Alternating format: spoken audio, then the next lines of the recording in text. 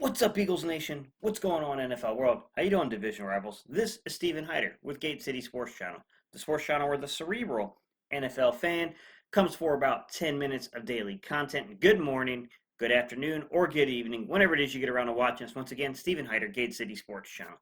Guys, if I can ask you to do a huge favor, if you're new to the channel, please hit that subscribe button. Look, love to add you to the community. It's a great thing. Number two, to all my OGs, if you guys can go ahead and smash that thumbs up button, guys, that's how we communicate with YouTube, so that way YouTube takes this content and pushes it out across the platform. All right, y'all. So today's topic. Listen, today I really want to, dive down deep, and I want to talk about the Eagles' need for a playmaker. Okay, we need someone who can make a difference, who can go up and make a play, a guy that we used to have in 2017 and now Alshon Jeffrey that just kind of faded away on the outside this past season. We need that in this offense. And I think if any play during the 2019 season made it apparent how much we miss, elite athleticism and elite playmaking ability on the outside, I think the play that really made you go, oh man, I wish we still had that, was that Devontae Parker catch over Ronald Darby. I mean, I love the Eagles, but I couldn't think of one player who can make that play right now in Philadelphia. A couple of years ago, I thought Alshon was that type of guy, but I think we need that. And I think if you don't give Carson Wentz these type of playmakers and this type of offense to be built around him, I think you're going to keep stalling down in the playoffs. So without further ado, let's jump into today's topic, y'all.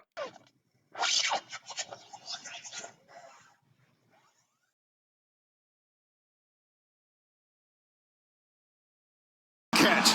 Now look, one of the challenges you blitz, you're going to put one-on-one on the out. All right, guys, jumping into today's topic.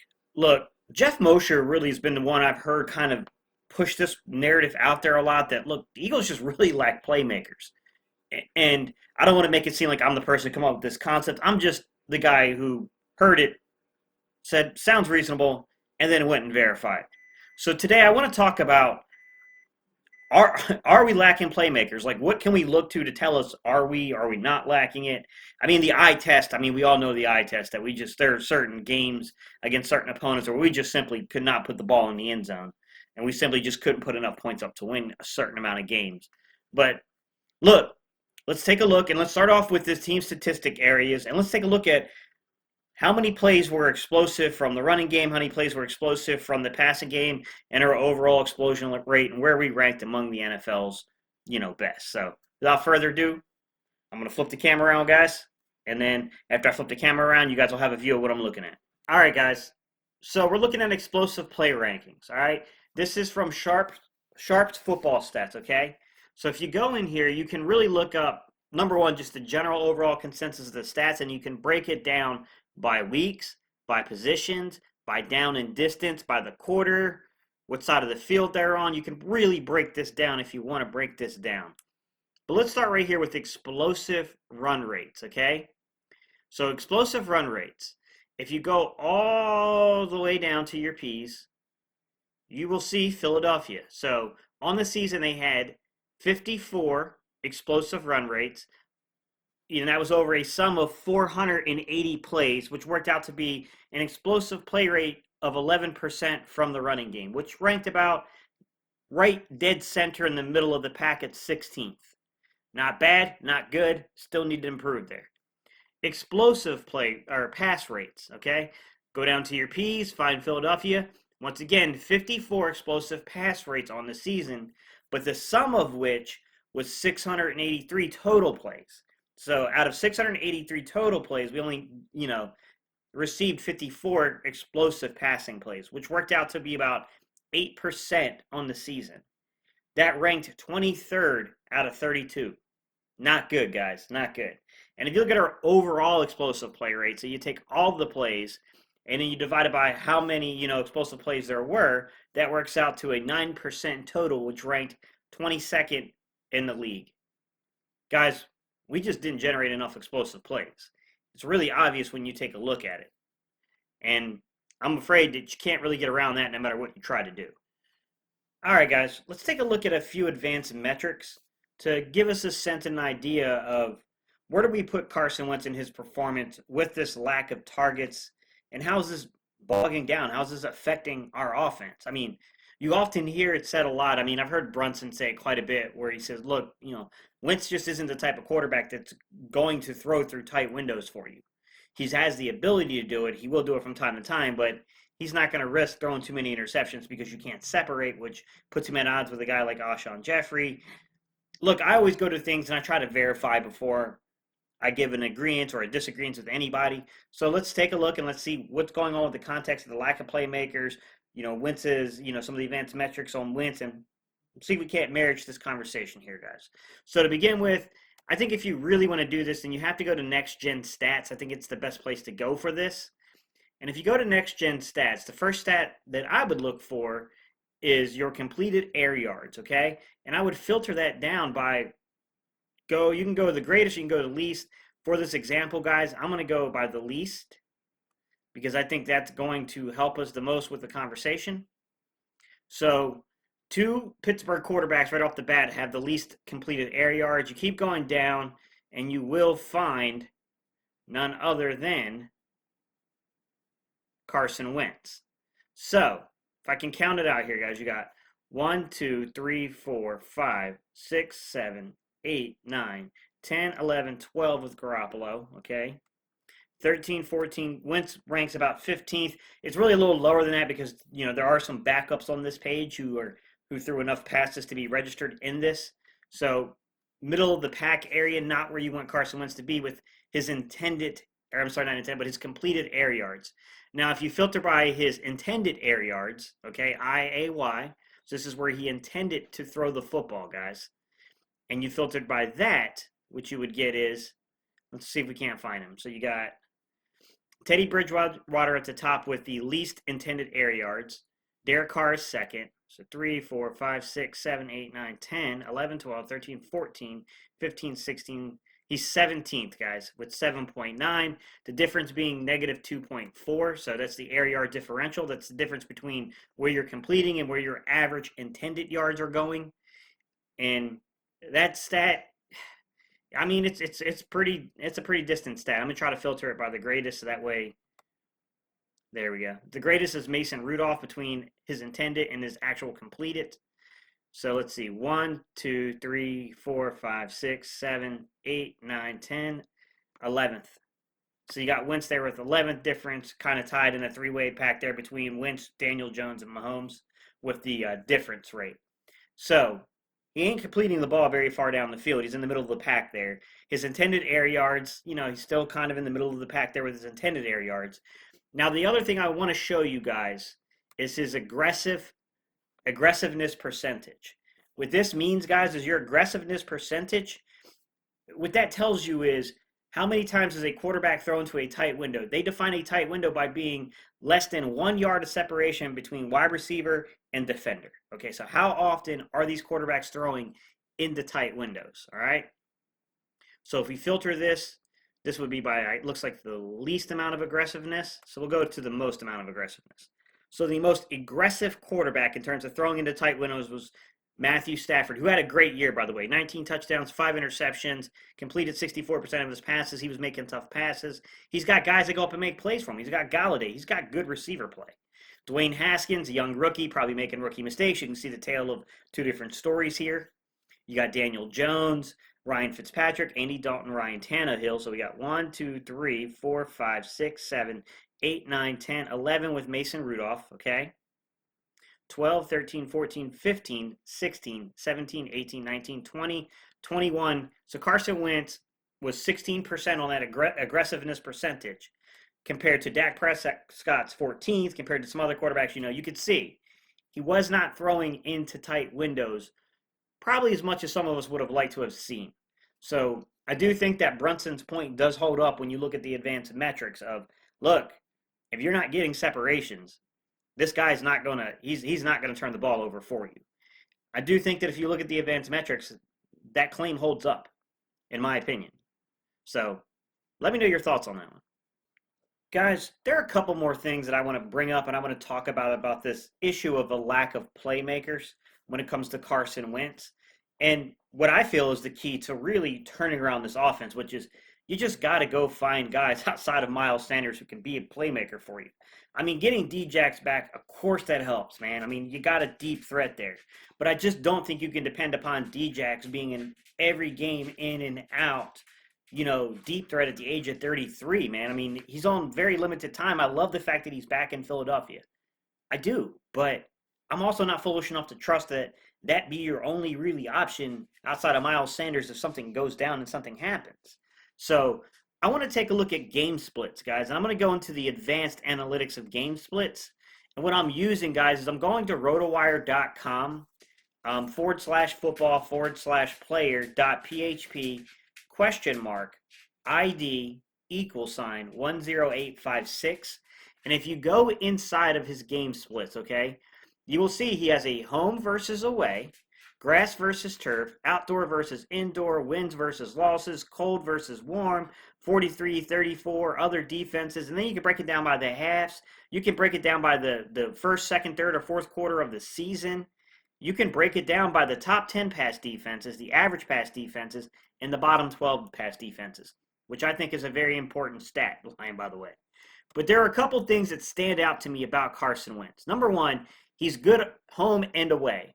12 touchdowns, 2 interceptions, 15 touchdowns, 5 interceptions, 2,200 yards, 1,998 yards, basically 2,000 yards even away. Completion percentage, 65 or 62.6. You'd like to see him be a little bit better, but you got more crowd noise, other things that kind of impact your game there. You can look at grass versus turf, guys. He's better playing inside of the grass than he is at playing on turf. I mean, that's quite obvious. 21-3, 6 versus 4. So obviously, if I was Carson Wentz, I'd probably take some time in the offseason and really work on playing in turf, atmospheres and playing on some turf and getting that game up a little bit because, you got to look at the schedule and see, are you going to be playing on a lot of turf surfaces this upcoming season? Outdoor versus indoor. My man is a beast in the outdoor, 23-3. He's subpar in indoors, 4 touchdowns, 4 interceptions, 775 yards versus 3,439 yards. I mean, the obvious here being with only 109 passing attempts, he did not play a lot indoors, clearly. So I don't know if he's that bad or he just didn't get a lot of reps indoors. Wins versus losses. I mean, he clearly plays a lot better when we're winning than when we're losing, but he's not detrimental to the team in losses. We can see that. Cold versus warm weather. Plays a little better in warm weather, but every quarterback does. You can see here he's pretty good against sub packages versus other defenses. He's good in the sub package. Then you get, your first half versus your second half. He's equally as good, 13-3, 13-4. But break it down by the quarters, and some things start to come out about Carson, okay? He starts off slow. We all know the Eagles' offense starts off slow. He threw 3 touchdowns, 1 interception. We can see that there are some slow starts happening here. Look at that second and third quarter, guys. 18 touchdowns to 2 interceptions between the second and third quarter. Fourth quarter. To me, this is the biggest storyline, guys. 5 touchdowns, 4 interceptions, 1,200 yards, the most yards, obviously, because if you're playing catch up or if you're going to throw more yards in the fourth quarter. That 5 and 4, I think to me, this is the number that indicates more than anything. You know what? You need playmakers here because we got to have playmakers. Some of this was forced errors on Wentz's part, just trying to make a play when the play wasn't there. Nonetheless, there's a big difference between us playing the third quarter and us playing the fourth quarter, and I do think that we have to marriage this together, guys. This has got to be better than what it is right now. Now, look, I'm not worried about the quarters of the season. To me, it's just overdoing it. You can see the third quarter of the season was his worst quarter of the season. He also had the most competition during that quarter of the season. He crushed it in the second quarter of the season, also because that was the easiest part of the competition. Here's the stats I think tell me the most about Carson Wentz and our, just how well he played with the lack of playmakers on this football team. Versus top 10 pass defenses, he threw for 1,700 yards, completed 64% of his passes, threw 8 touchdowns and 2 interceptions. 153 out of 238, guys. Phenomenal. He didn't play a lot against average. It looks like maybe a game, maybe 2, but it looks like a game he played against an average defense. He had very good numbers against that team. But look down here against the bottom 12. Look, 16 touchdowns, 5 interceptions, 2,300 yards, 64 completion percentage. He ate them up, but he also ate up those top 10 defenses. And I think that's a really important point to make about Carson Wentz. Go get this kid some playmakers so that way we can help him with these fourth quarter numbers. So when we got a guy that needs to make a play, we got a guy that can go make a play for Carson Wentz. In addition to that, guys, he definitely needs to work on his, playing in the turf, guys. I mean, no doubt about it. We need to get better production out of him here on those turf surfaces. So they really need to invest there with all these quarterback minds we have in the room right now. And the other thing you could definitely say about Carson Wentz is we've got to fix these slow starts, guys. These 3 touchdowns and 1 interceptions. Hopefully that's why we just hired 99.9% of new coaches. No, I'm just kidding. We did hire a lot of offensive minds. We got Marty Morningwig coming in here. I mean, we have a lot of guys coming in. They're supposed to be, Rich Grandrello, supposed to be helping Doug Peterson put together a more creative playbook. I think part of this has to be getting guys who can make plays for Carson Wentz. I just think if you look at the advanced analytics, it's unavoidable. So to finish out this video, I really do think that we've got to add playmakers to this offense. And I know we've been covering this draft a lot, but I feel like you have to go early and find a playmaker on offense in this draft. It doesn't have to be with that first pick, but definitely within that, those first, I'd say, 50, by the second round, basically, guys. You got to make that pick, man. Whether you're trading up, trading back, staying put, we've got to go get a guy who helps make this offense a little more explosive on the outside. If you can get more guys that can create spacing, it's just going to help. I mean, yes, having Djax back goes 100% towards helping. But like I said, man, he's 33 years old. He's coming off a major injury to a core muscle. I don't know that you can really depend upon that and feel secure there. Alshon Jeffrey, Howie Roseman, for all the good he's done with contracts, you got to call a spade here, guys. He messed up. That's a really bad contract for the Eagles, and we're definitely paying the price for it right now. So now, the question is do you go look for another veteran presence through free agency? Do you go draft a young guy? I personally would rather go out and draft young guys if it were up to me, just because I think the young guys are going to come in here and look to Wentz to be the leader and not bring in their own, beliefs about things. So, I think you have to find a way of bridging this gap here and getting a playmaker. I do think you have to look to the draft, and, of course you can move up and get a guy like Henry Ruggs if you can get up there. Automatically, he's going to open up this offense. You can go get a guy like, Denzel Mims later in the second or later in the first round, early in the second round. I think you got to check to make sure that 40 time aligns to game speed. I do think sometimes we get a little too excited here, guys, as fans, and we don't realize that you don't play football in shorts, guys. If that game film doesn't match that 40 time, it ain't worth it. That has to be verified first. You can go get Jalen Reagor. There are a bunch of guys here. I know a lot of you guys now are starting to come around on T. Higgins and are becoming big T. Higgins fans. T. Higgins makes sense in some ways. But what I want to know is, what are your thoughts? What are your thoughts about the necessity of needing, more big play, impact players? And do you have anybody in mind? I've heard Rashad Perriman. Listen, the reports are all over the place. I heard some people saying he's going to go for as little as, 2 years, about $6 million a season, to as much as he's going to get over 10, 12 million a season. So it's really just going to depend upon where he falls in terms of the pay scale here. I mean, I do think Perriman makes a lot of sense in some ways. He's a big physical guy with elite speed, and he has put it together, even though it's a short window. It was a short window within the NFL that he put it together. The draft, I named some guys. Let me know your thoughts, guys. Give me some of the players that you guys are thinking about. And oh yeah, how do we end these videos? We go E-A-G-L-E-S. All right, y'all. Let's go Eagles.